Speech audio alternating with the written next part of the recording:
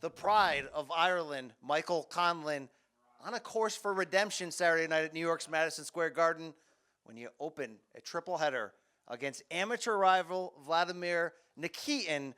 And this takes us back 2016 Olympic Games, Rio. And if you can see his sweatshirt in this beautiful representation of what he thought of the judges' scorecards that night. Look, this story of you getting screwed on the cards has followed you from amateur to pro. Yeah. We're going full circle. What are your feelings entering Saturday? I'm excited. I'm very, very excited. I've put a hell of a camp in, and I'm ready. So I'm looking forward to it. Take us back to 2016. This is probably the last time we can flesh out this story and really dig into it. You're in a quarterfinal bout. You're favored to win.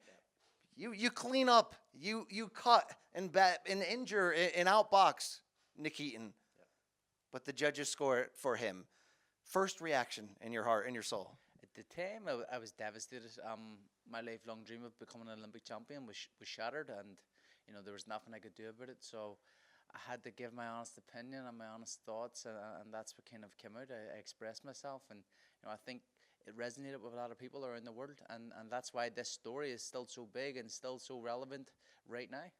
I mean, it got so big when you flipped off the judges, when you sort of made your statement in the post-fight interview afterwards. Does that just come in the moment, that whole reaction you had there? That was just in the moment. That was real. A lot of boxers, a lot of sports people are kind of media trained and scripted. I've had media training when I was coming through the amateur ranks, but when you be real and be yourself, people feel more attached to you and resonate more with you, like I said. And I think that's why it kind of went so big and crossed over around the world.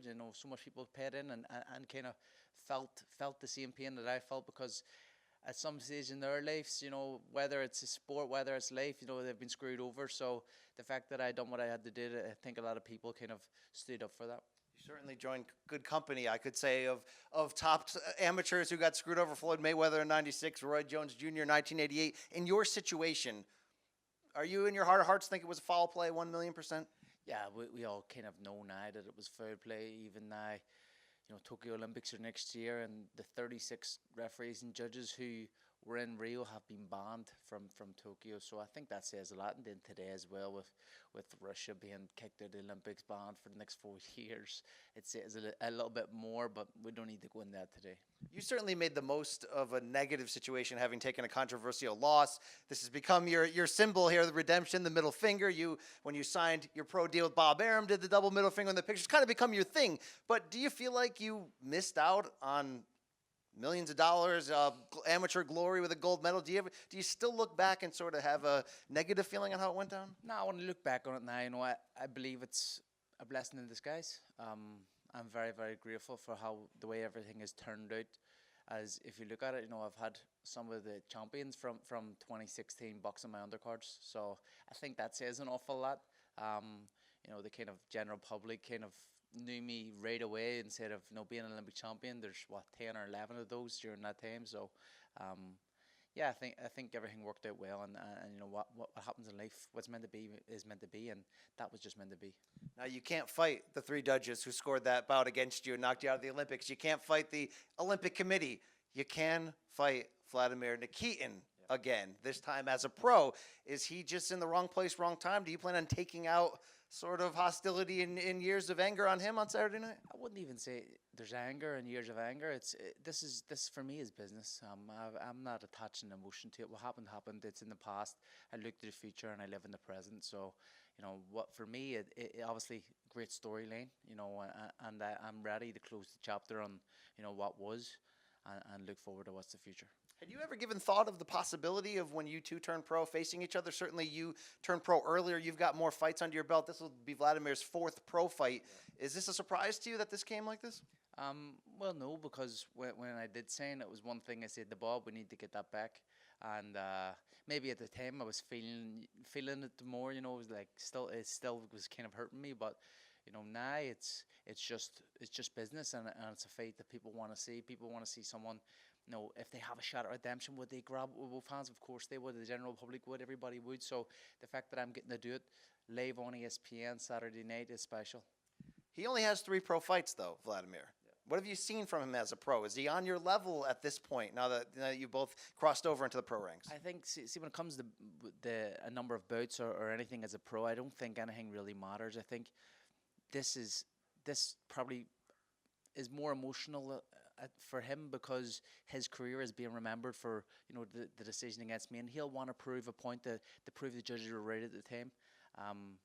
For me, it's two kind of high class rivals from the amateurs facing each other in the pros. So I'm not going in thinking about his inexperience or anything.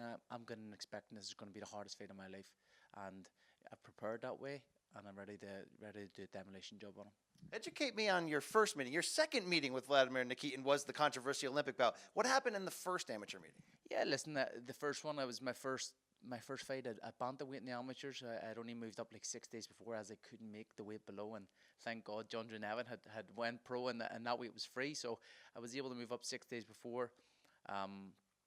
I still thought I actually won that fight, but it was close, and I wasn't going to complain. It was still a close fight. But now in 2016, I was fully grown. I was ready. I bossed him, and the same will happen again. Only I'll do it in more devastating fashion on Saturday night. Now, I've heard you say you have nothing personal against him. Like you said off the top, this is business. Vladimir Nikitin has come out in the press and basically said, look, this guy does a little bit too much talking about this whole situation. So you think he's got a little chip on his shoulder entering this bout? Of course. Listen, he has a lot more emotional attachment to this than me, as all he hears about is me, whereas I'm hearing everything else. He's just hearing about me and how he screwed over me and this and that. So he's going to want to go out and prove a point and try to right all the wrongs in his head. But for me, it's straight business, and that's what it is. It's a good fight. Something that I've approached with the right caution, and I'm ready for Saturday. Look, you made a big splash turning pro, having Conor McGregor walk you to the ring at Madison Square Garden a couple years back. A lot of your early bouts have been featured on ESPN with your promoter Top Rank. How close do you think you are, if we get a victory on Saturday night, to stepping up to that title level at 126? I know I'm very close. I'm very, very close. But for me, Saturday night is all I got to think about, because if Saturday night doesn't go to plan, the rest of the year or next year doesn't go to plan. So I'm focused on the job, not worried about what's next, because I felt I've kind of, my whole career, I've been always thinking about the next fight before I've even worried about the fight that's in front of me. So the fact that this one is kind of grabbed my attention and grabbed my focus, I feel so happy, and I believe I'm in the best place mentally and physically I've been so far as a professional. How important is this fight, given that storyline we just established, going back to the Olympics? Not for you, because I asked you that, but for your family, for your country. How much is this one that they've been looking at for a long time, hoping it comes? I think, especially for my country, my family too.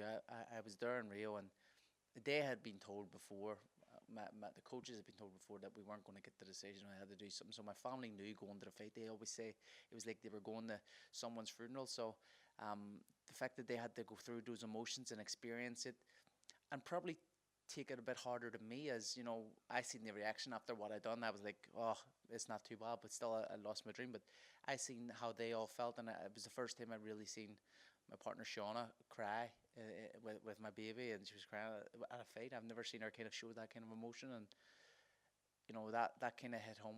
And more so, I've watched.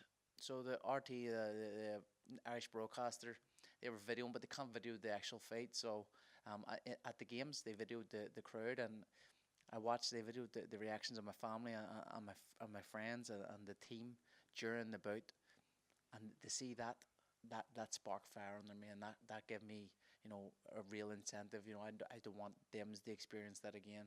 Never me myself, but for them more so. I'm a family man, and for them to go through that never again was my promise. And Saturday night, I think this one will be very important for them, but also very important for Ireland.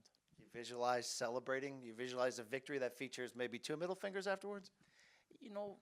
Maybe I'll flip the birds, and then I'll give the thumbs up at the same time. I'll be like, I'll mix it up, So, yeah, listen, I've visualized everything. I've visualized even what I'm doing the next day, and how happy I am, and how happy everybody is. And, I'm looking forward to that feeling. But first, business. Business takes place Saturday, Madison Square Garden, featherweight bout against amateur rival Vladimir Nikitin. You don't want to miss this. A lot of emotion at play. Best of luck to you, Mick. Thank you, man.